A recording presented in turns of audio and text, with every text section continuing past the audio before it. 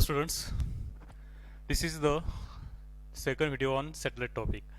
Okay so satellite के बारे में हम पिछले वीडियो से पढ़ रहे हैं और शायद ये सैटेलाइट पे लास्ट वीडियो है आज का। और सभी न्यूमेरिकल्स के लिए लगने वाले फॉर्मूलेस का कलेक्शंस सैटेलाइट पे जो भी है वो लास्ट वीडियो से हम देख रहे हैं। ठीक है, सो सैटेलाइट्स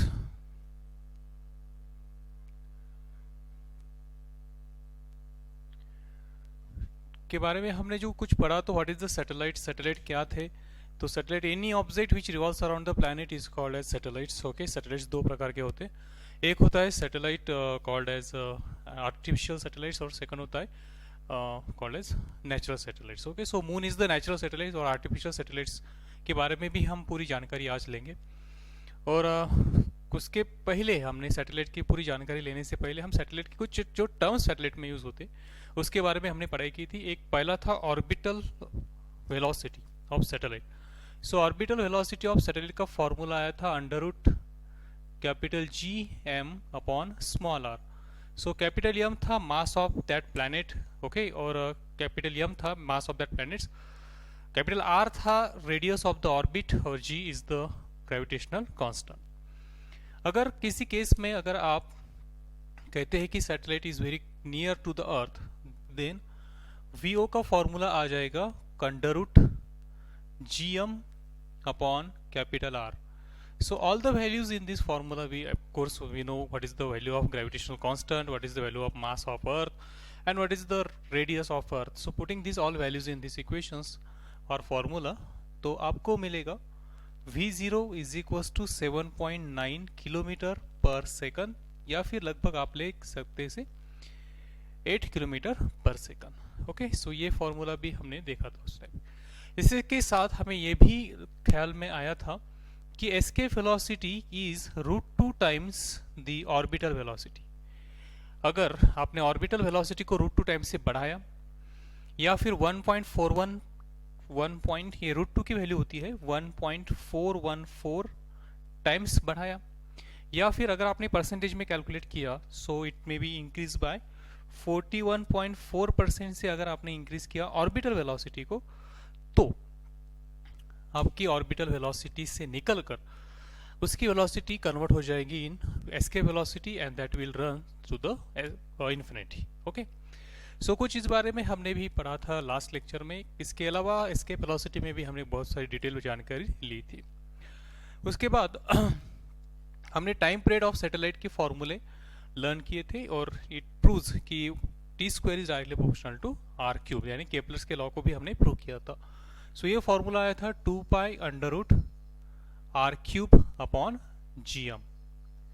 ओके, सो इसमें भी हमने काफ़ी तरह से सोच विचार किया था, कुछ अलग अलग फंडे भी हमने इसमें यूज़ किए थे, 1.4 आवर्स वगैरह वगैरह के बारे में आपको अच्छे से उसे याद करना है टाइम पीरियड। ओके, सो ये फॉर्मूला हमने लिया था, मैं जस्ट फॉर्मूले को रिवाइज करूँ। उसके बाद हमने एंगुलर मोमेंटम के बारे में भी पढ़ा था, what is the angular momentum of satellite. So angular moment of satellite actually वो फॉर्मूला था m v r, v o लिया था v के लिए, so that's why it is m, और v की वैल्यू थी under root G capital M upon small r into r. अगर ये m और ये r को हमने अंदर लिया अंडर रूट के अंदर, सो ये बन जाएगा g कैपिटल एम, और ये अंदर लेने से बन जाएगा एम स्क्वायर, ये r अंदर लेने से हो जाएगी r² डिवाइड बाय फिर से r। सो ये r और ये r² कैंसिल हो जाएगा, और आपका जो एंगुलर मोमेंटम का फॉर्मूला आएगा वो आएगा under root G capital M into M square into small r। Okay, so ये फॉर्मूले हमने लास्ट लेक्चर में क्लियर किए थे अबाउट सैटेलाइट्स। अभी सैटेलाइट के बारे में ही हमें आज का भी लेक्चर्स पूरा करना है, ठीक है ना। सो ज़्यादा टाइम रिविजन में न डालते हुए आप उसे फिर से एक बार अपने वीडियोस में देख सकते हैं, किस तरह से हमने उसे रिवाइज किया था, किस तरह से फॉर्मूले हमने लर्न किए थे, ओके, और डिराइव भी किए थे उस टाइम पे। So students, now what is our topic for today, it is तो what is the energy of satellite. ठीक है ना, सैटेलाइट की एनर्जी क्या होगी। सो आपको पता है सैटेलाइट कुछ इस तरह से होगा, ये अर्थ है या कोई भी प्लैनेट जिसका मास है कैपिटल एम और रेडियस है उसका कैपिटल आर। सो इस प्लैनेट के इर्द गिर्द कोई सैटेलाइट ऐसे घूम रहा है, ठीक है ना, this is the satellite. Okay, something like this, कुछ ज़्यादातर सैटेलाइट इस तरह से दिखते हैं। और ये जो है यहाँ से लेके यहाँ तक का डिस्टेंस उसका r है। ओके, सो ये है सैटेलाइट का एक पिक। ओके, सो आपको पता है सैटेलाइट घूम रहा है, सैटेलाइट कुछ इस तरफ जा रहा होगा, ठीक है ना। तो अगर सैटेलाइट मोशन में है तो it should have the kinetic energy, और अर्थ से कुछ r डिस्टेंस पे है तो it should also have the potential energy. So satellite में काइनेटिक एनर्जी और पोटेंशियल एनर्जी दोनों है, सो दोनों के मिला के उसकी टोटल एनर्जी हमें मिलेगी। सो हमारा टाइटल भी वही है आज अभी कि what is the total energy of satellite. So satellite की टोटल एनर्जी हम इसे आज देखेंगे क्या हो सकती है। So it is quite simple, जैसा आप डर रहे होगे शायद कुछ डिफिकल्ट होगा, ऐसा कुछ नहीं है, बिल्कुल आसान है। कैसे? तो सबसे पहले कि अगर ये सैटेलाइट लगभग क्रिटिकल वेलोसिटी या फिर ऑर्बिटल वेलोसिटी ही घूमता है, थोड़ी सी ज़्यादा हो या थोड़ी सी कम हो तो उसके साथ क्या होता है इसके बारे में भी हम चर्चा करेंगे। और एक्चुअली एग्जैक्ट कभी क्रिटिकल वेलोसिटी उसकी होती नहीं, थोड़ा सा इलिप्टिकल ही वो घूमता है, सर्कुलर ऑर्बिट में तो घूमता नहीं है, बट हमने ऐसा सोचा कि वो लगभग ऑर्बिटल वेलोसिटी से घूमता है। सो अगर वो ऑर्बिटल वेलोसिटी से घूमेगा सो क्या होगी उसकी kinetic energy. So kinetic energy is nothing but it is equals to 1/2 okay mass of satellite into velocity of satellite का square. So it is equals to 1/2 so into orbital velocity, अभी मैंने 5 minute पहले भी उसकी revision इसलिए करवा के लिए। सो ऑर्बिटल वेलोसिटी था √g/m/r। सो इसका तो हमने स्क्वायर करना है क्योंकि वेलोसिटी का स्क्वायर है। सो ये बनेगा 1/2 g और ये स्मॉल m यहाँ पे divided by small r। So kinetic energy का फॉर्मूला कुछ इस तरह से हमें मिलेगा Gmm/r। सो इसे भी हम अच्छे तरह से नोट कर लेंगे कि यार काइनेटिक एनर्जी का फॉर्मूला मिला हमें 1/2 Gmm/r। ठीक, अभी थोड़ी देर के लिए हम इधर से फिर से एक बार एंगुलर मोमेंटम का बारे में भी कुछ विचार करेंगे, ठीक है ना। लिखो, सो L इज इक्वल टू होता है m/v0r। सो m इंटू v0 की वैल्यू होती है G/m/r इंटू r। अगर मैं कैलकुलेशंस कर दूं तो एंगुलर मोमेंटम मुझे मिलेगा √G/m into small m square into r। Okay, अभी 2 मिनट पहले मैंने इसका भी कैलकुलेशन आपको पढ़ाया था। ओके, सो अगर यहाँ पे देखें हम, अगर हमने L स्क्वायर कर दिया so L square is equal to मिलेगा G/m स्क्वायर इंटू r। सो यहाँ पे काइनेटिक एनर्जी में इसे मुझे बैलेंस करना है। So it is equals to, देखिए Gm यहाँ पे है Gm, अगर मैं यहाँ पे m स्क्वायर करना है तो ऊपर m स्क्वायर कर दूँ तो नीचे m। ओके, सो कुछ इस तरह से मैं इसे बैलेंस करना चाहूँगा 1/2 ऐसे ही Gm स्क्वायर इंटू r। सो मैंने यहाँ पे m स्क्वायर कर दिया तो नीचे m है, यहाँ पे नीचे r चाहिए थे तो ऊपर एक r एक्स्ट्रा ले लिए, तो कुछ इस तरह से ये बैलेंस हो गया। देखो ये 0 0 ये m गेट कैंसिल, ये r और ये r square get cancel, so same formula आ गया। So it is equals to kinetic energy is equals to nothing but Gm square into r is the L square. So L square upon 2 times m r square is it. So कुछ kinetic energy in terms of angular momentum के भी फॉर्मूले पे आपके कुछ बन सकता है, कुछ कैलकुलेशंस या न्यूमेरिकल बन सकते हैं इस पे। सो आपको ये भी अच्छे से एक बार रिवाइज कर लेना है कि किस तरह से हम एंगुलर मोमेंटम से भी काइनेटिक एनर्जी निकाल सकते हैं। ओके, अभी what about the potential energy. So potential energy of any mass from the earth surface, तो आपको पता है उसका फॉर्मूला होता है G/m into small m divide by r। So why there is minus sign and why there is capital M, why there is small m, it's all about we have already discussed, ठीक है ना, हमने इसके बारे में पहले भी चर्चा कर चुके हैं। सो पोटेंशियल एनर्जी फॉर्मूला हमें मिला G is equal to Pe is equal to minus Gmm/r। So इसे हमने पहले से अच्छे से रटा हुआ है, फिर भी हम एक बार इसे हाईलाइट करके रखते हैं, ठीक है। ओके, ये हो गया पोटेंशियल एनर्जी।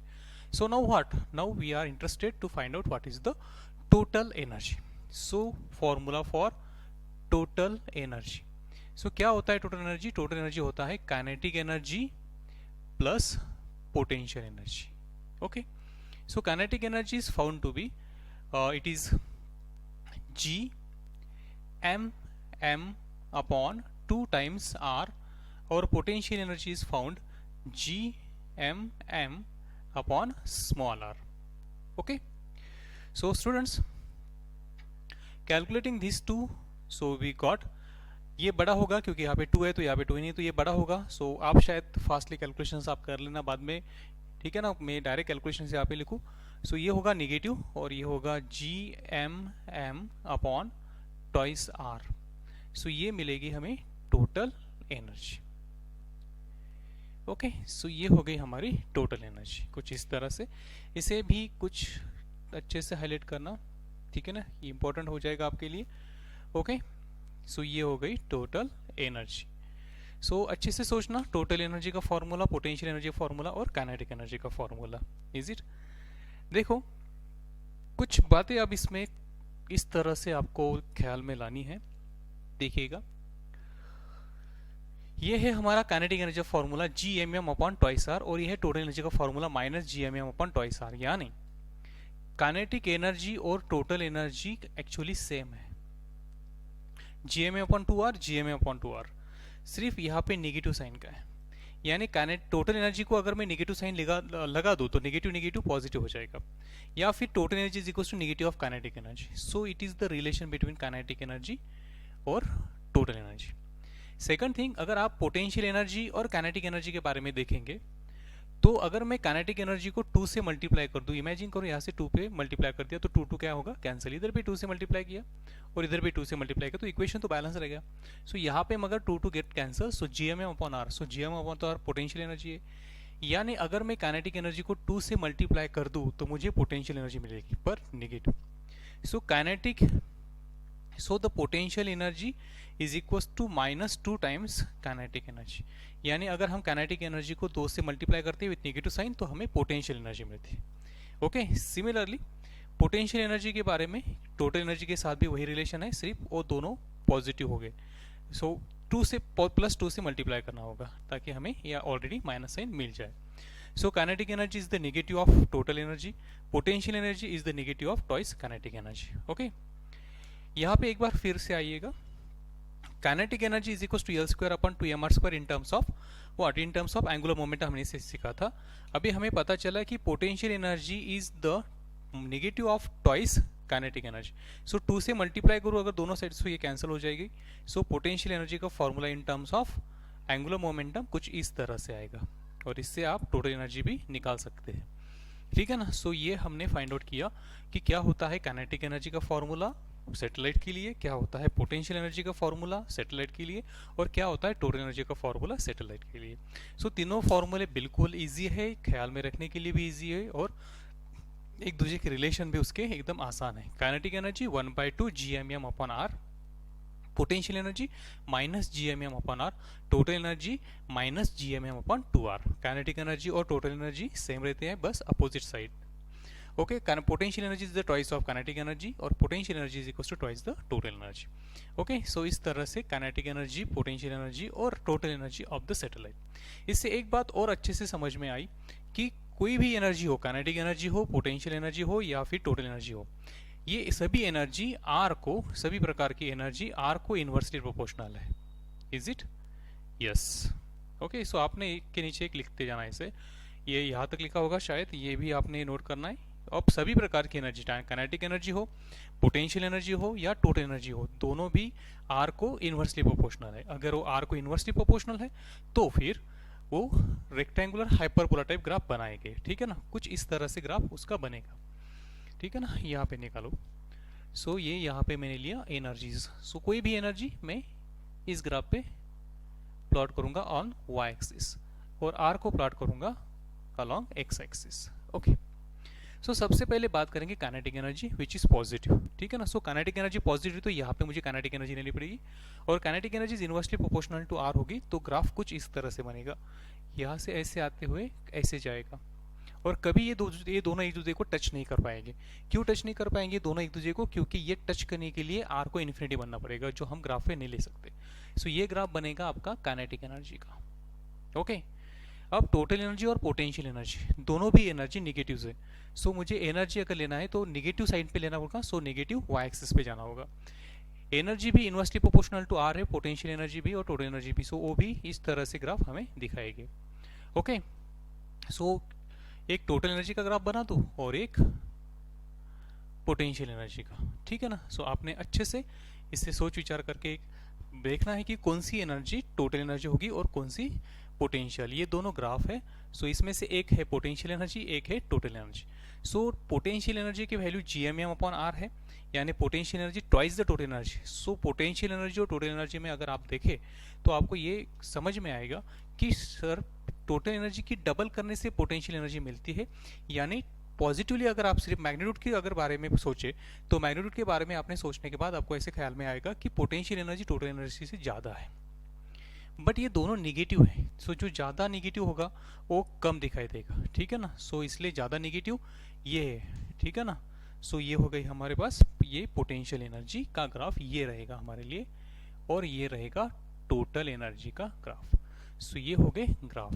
ओके, दोनों भी रेक्टेंगुलर हाइपरबोला, तीनों भी रेक्टेंगुलर हाइपरबोला। उसके बाद आपने ये भी अच्छी तरह से यहाँ पे नोट किया होगा बात करते करते हुए कि कोई भी एनर्जी हो, ठीक है ना, कोई भी एनर्जी, टोटल एनर्जी हो, काइनेटिक एनर्जी हो या पोटेंशियल एनर्जी हो, तीनों एनर्जी बिलोंग्स करती है, this is the symbol for belongs, mass of planet और mass of satellite also. Satellite के भी मास पे डिपेंड है और वो प्लैनेट की मास पे भी टोटल एनर्जी डिपेंड करती है ना। कैसा कुछ अब तक हमने देखा कि ऑर्बिटल वेलोसिटी जो थी या फिर एस्केप वेलोसिटी जो थी वो मास ऑफ सैटेलाइट पे डिपेंड नहीं करती थी, ठीक है ना। पर ये जो टोटल एनर्जी या फिर काइनेटिक एनर्जी या फिर potential energy, it's depends upon the mass of satellite also, ठीक है ना, इस तरह से।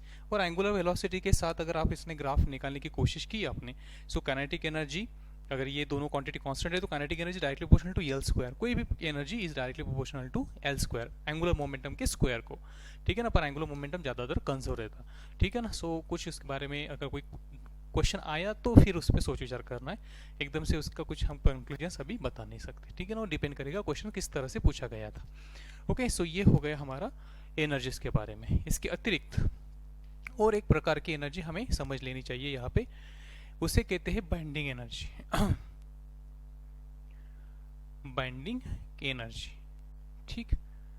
सो अच्छे से इसे याद रखना है। ये जो पूरे जो पढ़ा रहा हूँ मैं आपको, जो पूरा सैटेलाइट है, ये जो पूरा ग्रेविटेशन है, ये एज इट इज़ आपका रिवाइज होने वाला है पूरा, जस्ट अदर फॉर्म में।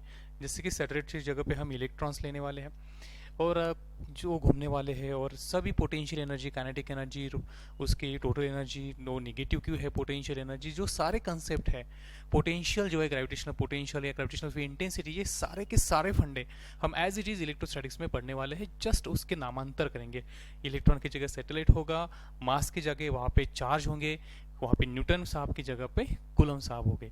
कुछ इस तरह से हमें बिल्कुल यही सेम चैप्टर रिवाइज करना होगा, ठीक है ना। और ज़रूर करेंगे, और उस टाइम पे बहुत मजा आएगा अगर किसी बच्चे ने इसे अच्छे से रिवाइज किया हो तो, अगर अच्छे से इसे पढ़ लिया हो तो। सो क्या होती है बैंडिंग एनर्जी, तो देखिए ये जो सैटेलाइट है, ये satellite is attracted toward the earth. पर ये नीचे क्यों नहीं आता, क्योंकि उसे सीधा जाना था, पर अर्थ उसे अपनी तरफ अट्रैक्ट करती, इसलिए वो सर्कुलर पाथ में घूमता रहता है, ठीक है। ये था कंसेप्ट, ठीक है ना, कि अर्थ ये जो सैटेलाइट उसे अपनी तरफ अट्रैक्ट करती है। अगर अर्थ उसे अपनी तरफ अट्रैक्ट करती है तो कितनी एनर्जी से अर्थ ने उसे पकड़ के रखा है, सो वो है टोटल एनर्जी। सो -Gma/2r, इतनी एनर्जी से उसने अपनी तरफ खींच के रखा है, किसे, सैटेलाइट को। अगर उसने खींच के रखा है तो अगर आपको उसे निकालना है तो जितनी एनर्जी से मैंने ये पेन पकड़ा है उतनी ही एनर्जी लगा के मुझे वो छुड़ाना पड़ेगा, है कि नहीं। सो जितनी टोटल एनर्जी मैंने लगाई, तो यहाँ पे टोटल एनर्जी लगाई -Gma/2r। सो ये नेगेटिव साइन इंडिकेट करती है कि उसको अपनी तरफ खींच के रखा है, ठीक है ना, पकड़ के रखा है। अगर उसे पकड़ के रखा है, होल्ड करके रखा है, एक अट्रैक्शन है, तो इसलिए यहाँ पे नेगेटिव साइन आ गई, ठीक है ना। अगर मुझे उससे छुड़वाना है तो मुझे इतनी ही एनर्जी लगानी पड़ेगी, और छुड़वाने के लिए जो एनर्जी रहती है उसे कहते हैं हम बाइंडिंग एनर्जी, ठीक है ना। सो क्या फॉर्मूला बने की डेफिनेशंस क्या बनती है binding energy, it is the amount of energy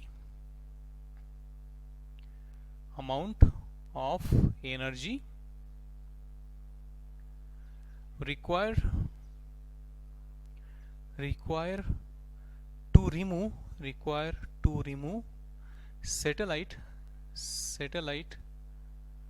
from Earth's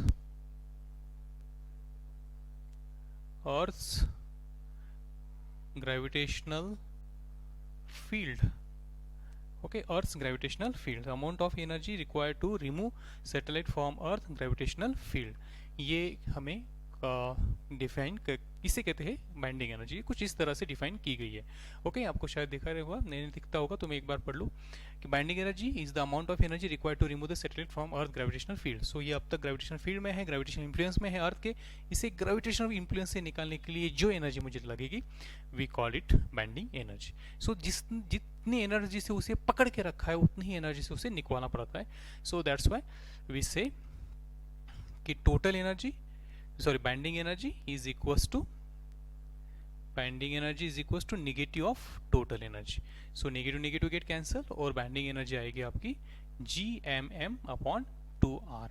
so binding energy is the same as kinetic energy. Okay, so ये हो गए फॉर्मूले एनर्जी के, हमने एनर्जी के बारे में पढ़ा।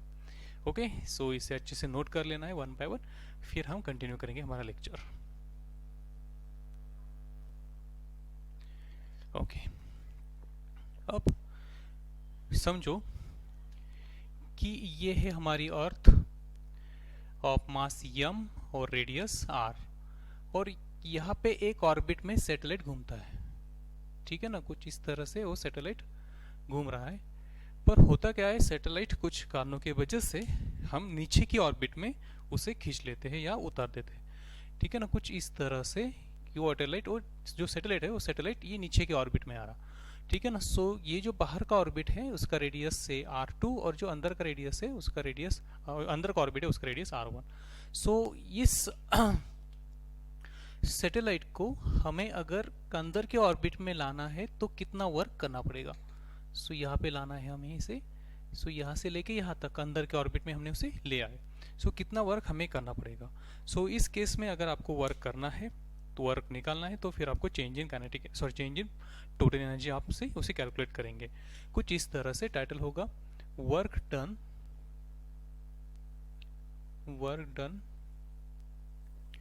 इन मूविंग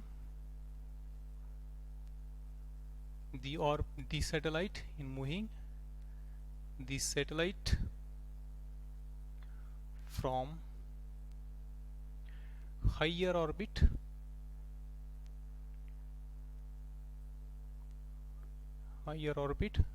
to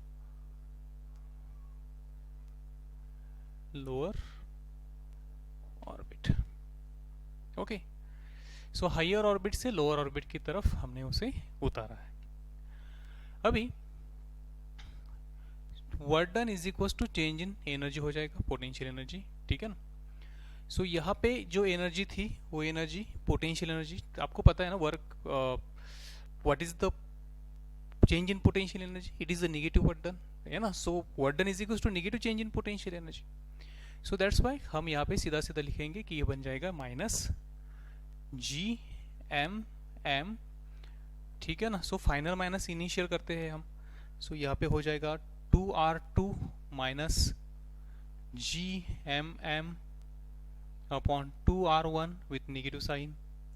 सो यहाँ से हमें मिलेगा minus Gmm upon 2r2 minus minus plus Gmm upon 2r1। So it becomes Gmm upon 2r2 और ब्रैकेट में बचेगा 1 upon r1 minus 1 upon r2। Okay, so ये होगा वर्क डन। ठीक, सो ऑर्बिट को ऊपर से नीचे दूसरे ऑर्बिट में लाने के लिए इसके साथ क्वेश्चंस हो गए कुछ कि अगर हम किसी सैटेलाइट को हायर ऑर्बिट से लोअर ऑर्बिट में लेके आते हैं तो क्या किस तरह से चेंज होगा। सो इसके बारे में आपने खुद से फॉर्मूला लिखना है, जैसे कि क्या होगा ऑर्बिटल वेलोसिटी का, क्या होगा टाइम पीरियड का, क्या होगा एंगुलर वेलोसिटी का, क्या होगा काइनेटिक एनर्जी का, पोटेंशियल एनर्जी का, टोटल एनर्जी का, और क्या होगा वर्क डन अगर हम किसी सैटेलाइट को हायर ऑर्बिट से लोअर ऑर्बिट की तरफ लेके आते हैं। ओके, सो ये हो गए हमारे टॉपिक्स। सो अभी हमने सभी टर्म्स जो हमें सैटेलाइट के बारे में पता चाहिए, जैसे कि ऑर्बिटल वेलोसिटी, उसका टाइम पीरियड, उसकी एनर्जीज और ये कुछ वर्क डन वगैरह, सो हमने सैटेलाइट के बारे में ये सब पढ़ लिया है। ठीक है ना, अभी सैटेलाइट को कैसे लॉन्च करते हैं इन शॉर्ट, और सैटेलाइट के टाइप्स, जो आर्टिफिशियल सैटेलाइट उसके भी 2 टाइप्स होते हैं। उसके बाद हमें शायद है कि किस ऑर्बिट में, किस तरह से, किस कंडीशन पे किस ऑर्बिट में सैटेलाइट घूमेगा, और उसके बाद होगा कि what is the I think देखेंगे क्या होगा शायद वेटलेसनेस, हाँ लास्ट टॉपिक वेटलेसनेस है। ओके, सो ये सब हम पढ़ने वाले हैं। ओके, सो तब तक ये हो गया आज का, कल फिर से मिलेंगे, टेक केयर।